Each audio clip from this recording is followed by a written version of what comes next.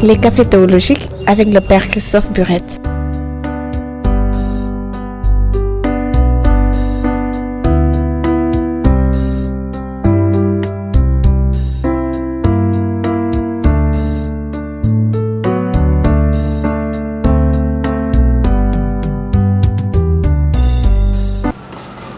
Chers sœurs et frères, soyez les bienvenus pour ce 196e Café théologique à la paroisse Saint-Pierre-du-Port. C'est une joie de voir vos visages. Bon appétit à tous ceux qui parmi nous déjeunent. Et bienvenue aussi à nos auditeurs de la radio Espérance FM et de la web radio Miséricordia.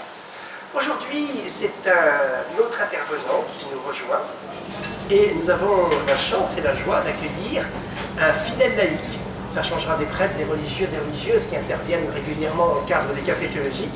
Et donc c'est un fidèle laïc, il s'appelle Moïse Takougang, il est togolais, il est juriste de formation, il a enseigné, il enseigne au Collège du Sacré-Cœur, il a aussi eu un parcours en théologie, puisqu'il va nous enseigner aujourd'hui dans le cadre du Centre Saint-Augustin.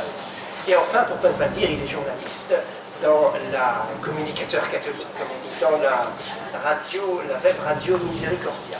Et Moïse Takougang va nous présenter un très beau texte, un texte du magistère, une exhortation apostolique du Saint-Père, du pape François, l'appel à la sainteté dans le monde actuel. Nous n'avions pas eu l'occasion jusqu'ici, dans le cadre des cafés théologiques, de vous présenter cette magnifique encyclique, et je crois qu'il est bon, au fond, que ce soit un fidèle laïc qui nous la présente, et je le remercie déjà, Moïse Takougang, de faire cela. L'appel à la sainteté dans le monde actuel, c'est-à-dire au cœur du monde, pourquoi et comment pourrions-nous être davantage saints?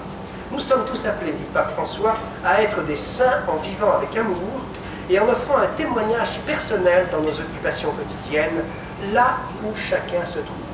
Justement, là où chacun se trouve. Moïse, soyez le bienvenu pour nous exhorter, nous édifier et nous faire grandir dans la foi, mais aussi dans la sainteté, et la sainteté en vue du royaume de Dieu. Merci.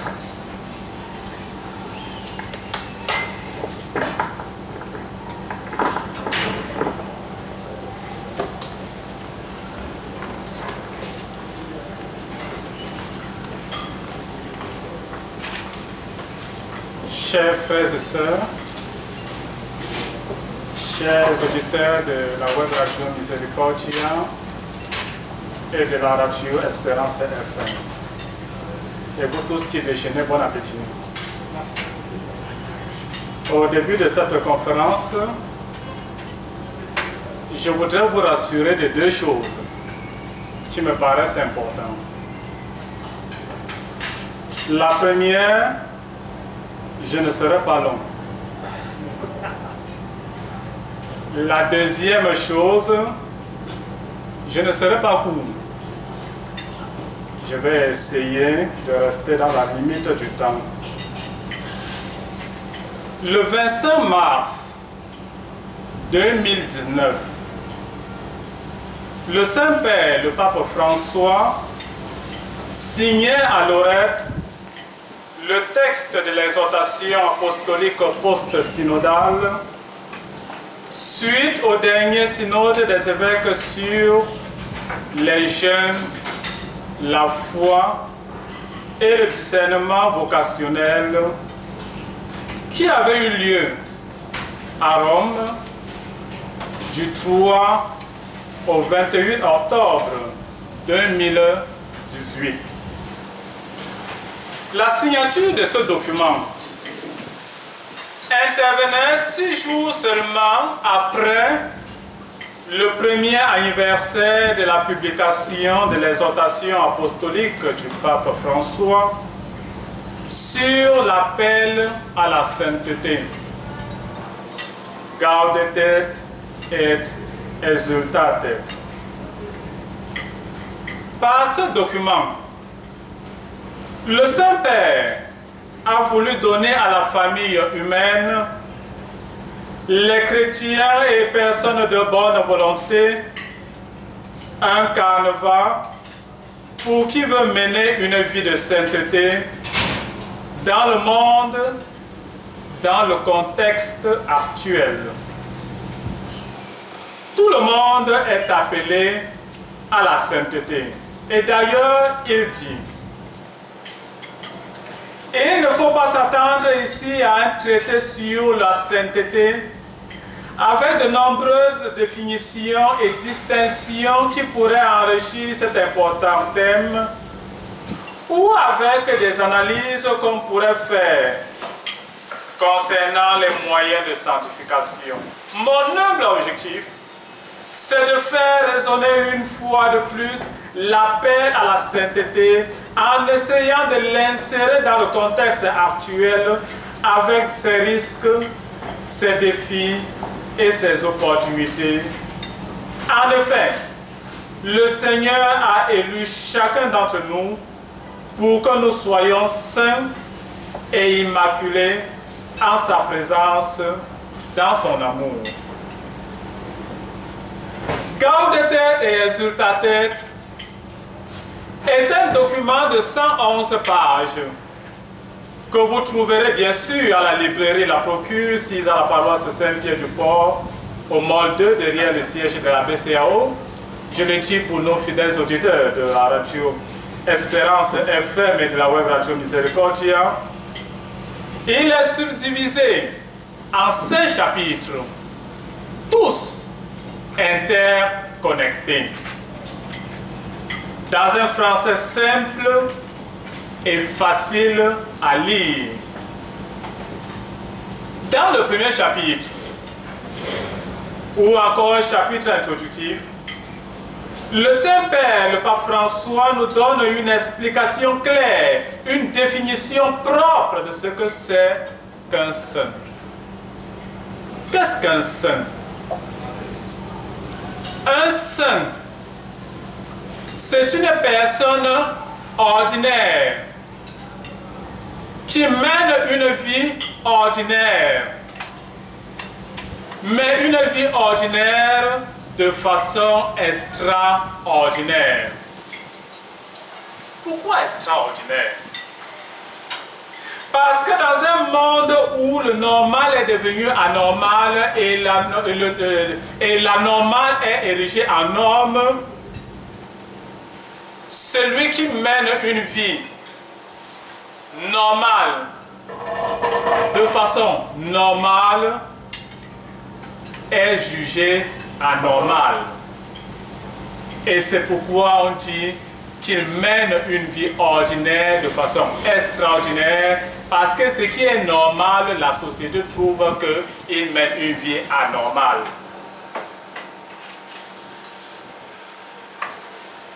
Pour le Saint-Père, il y a 2 classifications de saints. Les saints qui nous encouragent et qui nous accompagnent, et les saints de la porte d'à côté. Les saints qui nous encouragent et qui nous accompagnent, le Saint-Père dit, dans la lettre aux Hébreux, sont mentionnés divers témoignages qui nous encouragent à courir avec constance l'épreuve qui nous est proposée. On y parle d'Abraham, de Sarah, de Moïse, de Gédéon et de plusieurs autres. Et surtout, on nous invite à reconnaître que nous sommes enveloppés d'une si grande nuée de témoins qui nous encouragent à ne pas nous arrêter en chemin, qui nous incite à continuer de marcher vers le but. Et parmi eux, il peut y avoir notre propre mère, une grand-mère ou d'autres personnes proches. Peut-être leur vie n'a-t-elle pas toujours été parfaite, mais malgré des imperfections et des chutes, ils sont allés de l'avant et ils ont plu au Seigneur. En d'autres termes, les saints que nous connaissons, que nous appelons généralement les saints des calendriers, ou alors les saints qui reçoivent la vénération de l'autel, n'ont pas toujours été des saints. Ils ne sont pas nés saints, ils sont devenus saints. Et puis les saints de la porte d'à côté, Le Saint-Père dit, ne pensons pas uniquement à ceux qui sont déjà béatifiés ou canonisés. L'Esprit Saint répand la sainteté partout dans le saint peuple fidèle de Dieu, car selon le bon vouloir de Dieu a été que les hommes ne reçoivent pas la sanctification et le salut séparément. Hors de tout lien mutuel, il a voulu en faire un peuple qui le connaîtrait selon la vérité et le servirait dans la sainteté. Et le Saint-Père poursuit. J'aime voir la sainteté dans le patient peuple de Dieu, chez ces parents qui éduquent avec tant d'amour leurs enfants, chez les hommes et ces femmes qui travaillent pour apporter le pain à la maison, chez les malades, chez les religieuses âgées qui continuent de sourire. Dans cette constance à aller de l'avant chaque jour, je vois la sainteté de l'Église militante.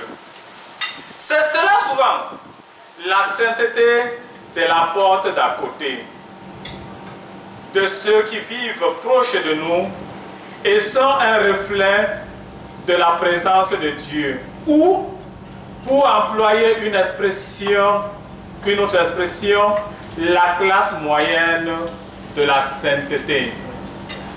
On est saint là où on se trouve. Tu es agent de la BCEAO, tu es saint à la BCEAO. Ce n'est pas lorsqu'on va t'affecter au César que tu deviendras saint. Tu es enseignant au Collège Sacré-Cœur, c'est à l'école que tu dois être saint. Tu es journaliste, tu dois être saint dans ta rédaction. Tu es comptable dans ton entreprise. Tu es chef cuisinier, tu dois être saint dans ta cuisine. Le saint de la porte d'à côté, c'est ce papa-là, à Maloch, à Fadjoud ou encore à Joual, qui quitte le matin à 5 heures dans le froid de décembre, prend son filet, va dans les mangroves chercher du poisson pour nourrir sa famille. Le saint de la porte d'à côté, c'est cette maman qui se lève tous les jours à 5 heures, apprête les enfants, apprête le petit déjeuner, s'occupe de son mari. Tu es marié, sois saint dans ton foyer. Tu es célibataire, sois saint dans ton célibat. Nous n'avons pas besoin de grandes choses ou de choses extraordinaires pour être saint. On est saint dans de toutes petites choses et simples. Le Saint-Père clôt ce chapitre avec une interpellation. N'aie pas peur de viser plus haut, de te laisser aimer et libérer par Dieu. N'aie pas peur de te laisser guider par l'Esprit Saint. La sainteté ne te rend pas moins humain, mais car c'est la rencontre de ta faiblesse avec la force de la grâce. Au fond, comme disait Léon Blum, dans la vie, il n'y a qu'une tristesse, c'est de n'être pas saint. Dans le second chapitre, le Saint-Père nous met en garde contre deux ennemis de la sainteté, le gnosticisme et le pélagialisme. Qu'est-ce que c'est? Le gnosticisme, en d'autres termes, c'est celui qui est expert en tout. Un toutologue. Il maîtrise tout. Et il pense qu'il n'a besoin de rien, de personne pour être saint. Il n'a même pas besoin de Dieu.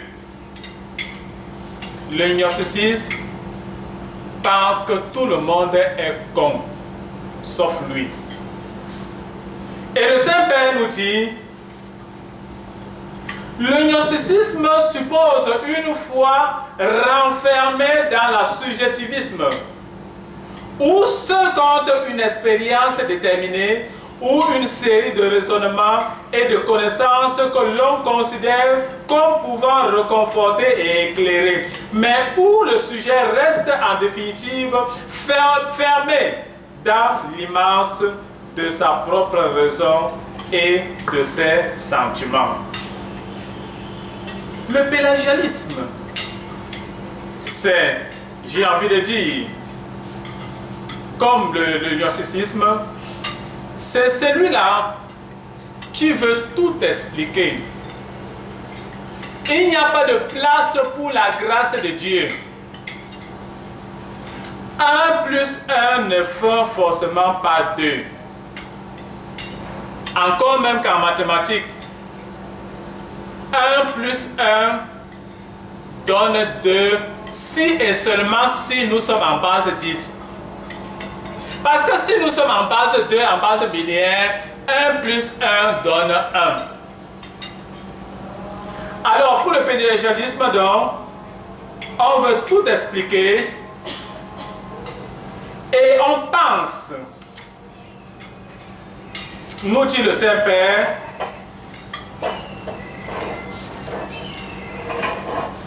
le pouvoir que le gnostique attribue à l'intelligence, certains commencèrent à l'attribuer à la volonté humaine et à l'effort personnel. C'est ainsi que sont apparus les pélagiens et les semi-pélagiens. Ce n'était plus l'intelligence qui occupait la place du mystère et de la grâce, mais la volonté. On oubliait qu'il n'est pas question de l'homme qui veut ou qui court, mais de Dieu qui fait miséricorde et que lui nous a aimés le premier. J'ai souvent envie de dire, parfois je dis souvent à mes frères catéchistes en paroisse, de faire attention de tomber dans le pélagianisme. Il faut expliquer ce qu'on peut expliquer. Et ce qu'on ne sait pas, il faut se taire et laisser la grâce divine agir. Comment vas-tu expliquer la Sainte Trinité? Comment vas-tu expliquer le mystère eucharistique? Si tu ne sais pas, laisse la grâce de Dieu faire le reste. Dans le 3e chapitre, je dirais même le chapitre central, le Saint-Père nous donne un canevas clair et précis pour être saint. Pour le Saint-Père, les dons de l'Esprit Saint, les charismes de l'Esprit Saint ne sont pas suffisants pour être saint. Mais seules les béatitudes nous sanctifient. Et bien sûr, je l'ai souligné plus haut, être saint, c'est vivre les béatitudes, c'est ramer à contre-courant, c'est pouvoir estimer que vous faites des choses extraordinaires parce que vous refusez de fuir ce que tout le monde fait. Quelles sont ces béatitudes? Heureux les pauvres en esprit, car le royaume des cieux est à eux.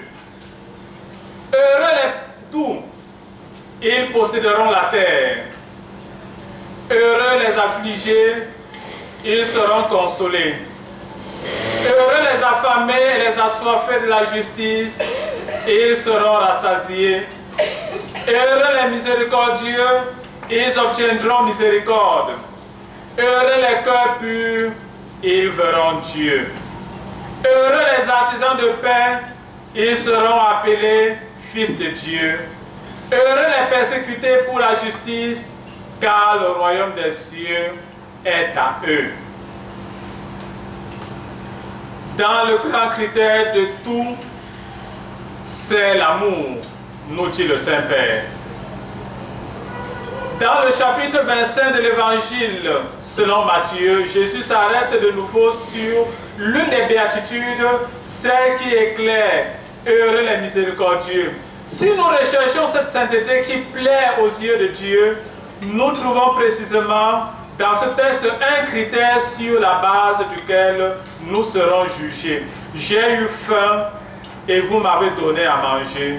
J'ai eu soif et vous m'avez donné à boire. J'étais un étranger et vous m'avez accueilli. Nu et vous m'avez vêtu. Malade et vous m'avez visité. Prisonnier et vous êtes venu me voir. Le chapitre 4 peint un tableau de quelques caractéristiques.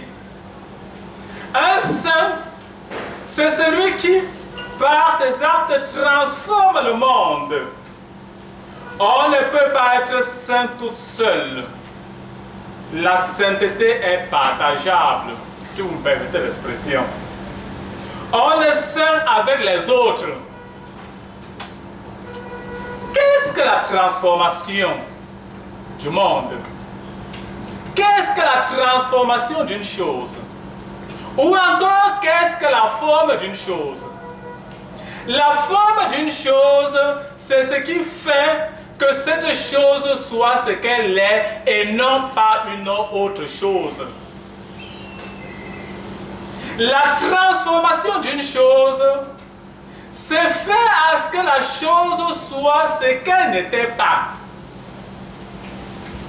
Un saint est un chrétien transformé. Un chrétien transformé qui doit transformer le monde.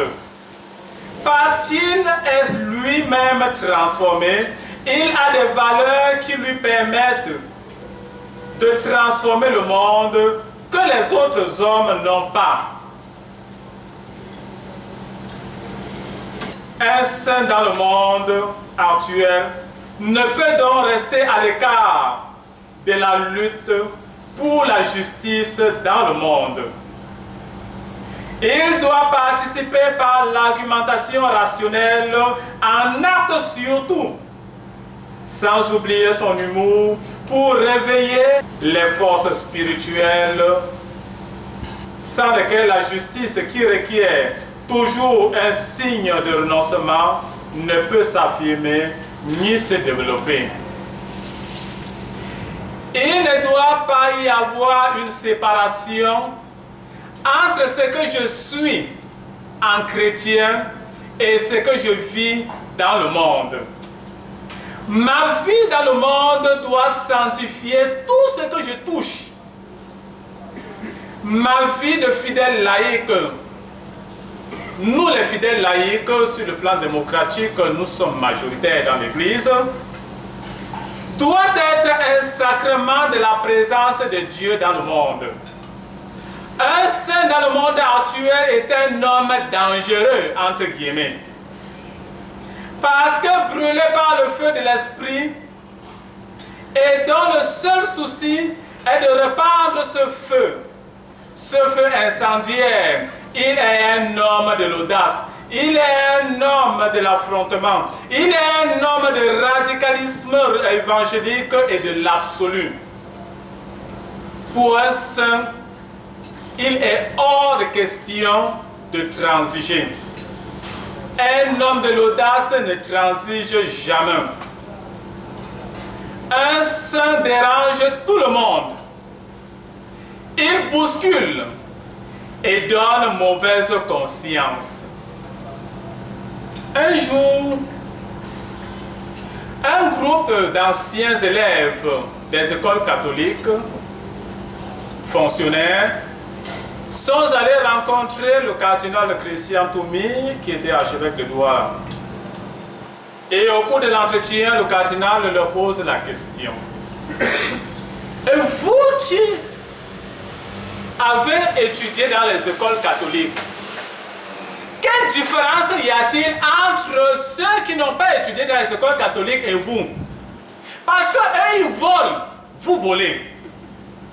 Ils détournent l'argent de l'État. Ils détournent l'argent des caisses de l'État, vous détournez. Mais quelle différence y a-t-il? Parce que je n'en trouve pas. Alors l'un d'eux répondit au cardinal, Monsieur le cardinal, nous qui travaillons avec eux, nous voyons la différence. Et le cardinal demande laquelle? Et il répondit, lorsque nous volons, lorsque nous détournons l'argent de l'État, nous ne pouvons pas dormir parce que notre conscience nous juge. Parce que à l'école catholique, on nous a dit que voler est un péché. Et pour que ce soit pardonné, il faut rembourser. Alors que eux, lorsqu'ils volent, lorsqu'ils détournent, ils sont contents. Notre vocation de témoin de l'Évangile est de donner la mauvaise conscience aux autres. Qu'ils sachent distinguer le bien du mal, parce que sa conscience l'accuse. Nous avons en Église l'obligation d'éduquer la conscience humaine. Le Saint-Père nous invite donc, dans le 5e chapitre, au combat, à la vigilance et au discernement. Et il nous invite à fuir avec rage la corruption spirituelle. Et il termine par ceci, par cette exhortation. Je voudrais que la Vierge Marie couronne ses réflexions, car elle a vécu comme personne les béatitudes de Jésus. Elle est celle qui tressaillait de joie en la présence de Dieu, celle qui gardait tout dans son cœur et qui s'est levée traversée par le glaive. Elle est la sainte parmi les saints, la plus bénie, celle qui nous montre le chemin de la sainteté et qui nous accompagne. Elle n'accepte pas que nous restions à terre et parfois elle porte dans ses bras sans nous juger. Parler avec elle nous console, nous libère et nous sanctifie. La mère n'a pas besoin de beaucoup de paroles. Elle n'a pas besoin que nous fassions trop d'efforts pour lui expliquer ce qui nous arrive. Il suffit de chuchoter encore et encore. Je vous salue Marie, pleine de grâce. Le Seigneur est avec vous. Vous êtes bénie entre toutes les femmes. Et Jésus, le fruit de vos entrailles, est béni. Sainte Marie, Mère de Dieu, priez pour nous pauvres pécheurs, maintenant et à l'heure de notre mort. Amen. En conclusion, comment être saint? Comment mener une vie de sainteté au cœur du monde actuel sans porter en nous cette passion de l'homme, cet tourment du Christ pour le pauvre, les mal aimés? Comment vivre une vie de sainteté dans ce monde, dans le contexte actuel, sans devenir le regard du Christ sur l'homme, sans être tout regard d'amour, car il est impossible de penser le Christ sans penser l'homme. Et il est impossible de dire véritablement homme sans dire Christ, un homme sans dire un en Christ. Je vous remercie.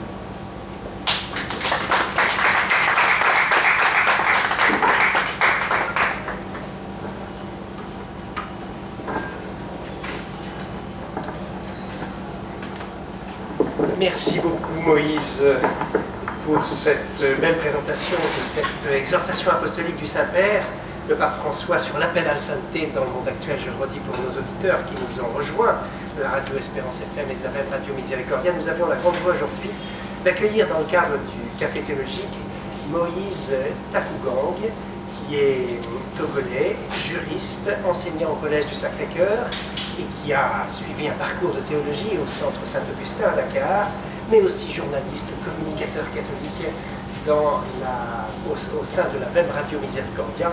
Moïse est un fidèle parmi les fidèles dans des cafés théologiques, puisque c'est lui qui assure le reportage des cafés théologiques sur cette belle antenne. Moïse, merci de nous avoir invités ainsi à la lumière et dans les pas du Saint-Père, à nous laisser transformer. Vous disiez, un saint est un chrétien transformé qui va permettre de transformer le monde. Alors, au fond, c'est un bel appel. Cette exhortation apostolique, elle date, vous l'avez souligné en ouverture, du mois de mars 2018, il y a déjà un petit moment. Nous n'avions pas eu la possibilité de vous la présenter dans le cadre des cafés théologiques. Et bien maintenant, c'est chose faite. Un grand merci. Merci à vous, Moïse. Je voulais, pour terminer, et nous inviter à l'action de grâce, bien sûr, et bien sûr à la sainteté, demandons, en citant le Saint-Père, la conclusion, demandons à l'Esprit Saint d'infuser en nous un intense désir d'être saints pour la plus grande gloire de Dieu, et aidons-nous les uns les autres dans cet effort. Ainsi, nous partagerons un bonheur que le monde ne pourra nous envier. C'est le pape François qui termine ainsi sa très belle exhortation apostolique qui s'adresse à tous les fidèles laïcs pour que nous puissions ainsi croître dans la sainteté et d'abord dans notre vocation baptismale. Moïse, un grand merci. Je suis heureux, au nom de toute l'équipe du Café Théologique, de vous offrir ce livre du Père Cantalamessa, l'héritage spirituel de Vatican II. Je sais que vous êtes non seulement un théologien, mais un historien, et je pense que l'histoire de la théologie va vous intéresser. Vous avez là un bon livre, une belle synthèse, l'héritage spirituel de Vatican II, du grand prédicateur de la maison pontificale qui est le Père Cantalamessa. Alors j'espère, Moïse, que cela vous fera plaisir. En tout cas, encore merci. Je vous ai mis un petit mot à l'intérieur. Encore merci de cette belle présentation. Vous trouverez à la librairie La Procure, à la paroisse Saint-Pierre-du-Port, cette exhortation apostolique du pape François. Vous l'avez dit d'ailleurs, Moïse, tout à l'heure. Vous trouverez ici cette exhortation apostolique et je suis heureux d'y ajouter, de vous présenter 2 ou 3 bons livres et petits livres, puisqu'au fond, l'hivernage arrive. Il est déjà arrivé, la pluie est là. Qu'allez-vous faire? Qu'allons-nous faire pendant l'hivernage? Peut-être que nous avons une opportunité pour être davantage des lecteurs, pour nous laisser saisir, bien sûr, par la parole de Dieu, mais aussi par de bonnes lectures, de saines lectures, que nous puissions ainsi non seulement progresser dans la sainteté, mais progresser aussi dans l'intelligence de la foi. Le Père François-Marie Lettel présente un beau livre, « Les saints nous conduisent à Jésus ». Donc, ces figures de sainteté qui nous conduisent au Christ, entretien sur la vie chrétienne. Le Père Lettel est un carme déchaud, docteur en théologie. C'est un beau livre très accessible, un petit livre, mais très beau, très accessible, qui peut nous introduire à la découverte des grandes figures de sainteté.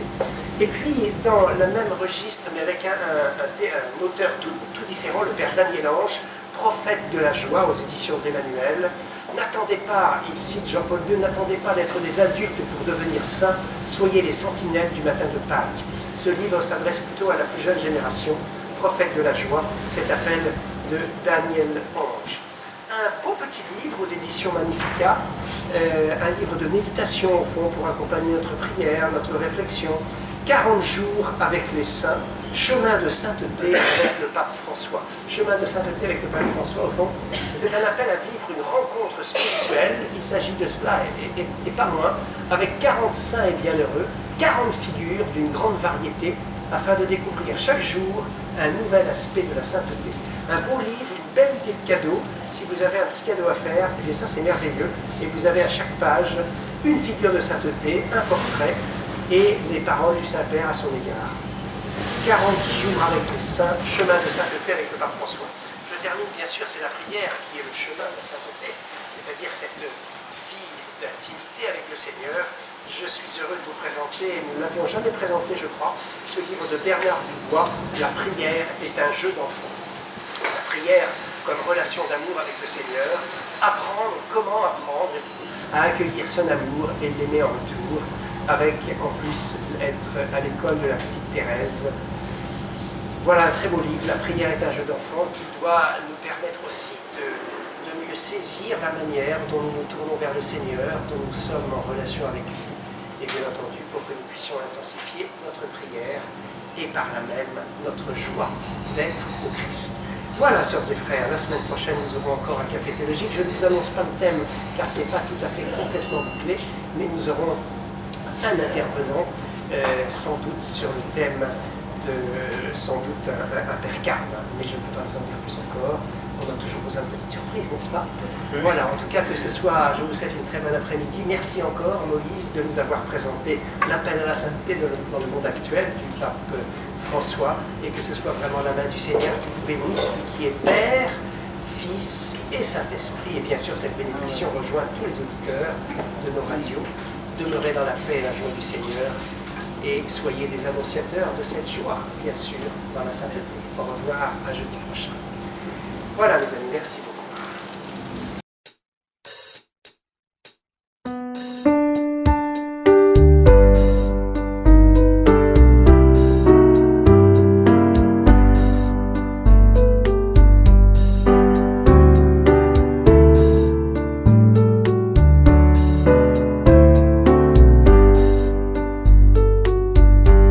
Les cafés théologiques avec le Père Christophe Burette.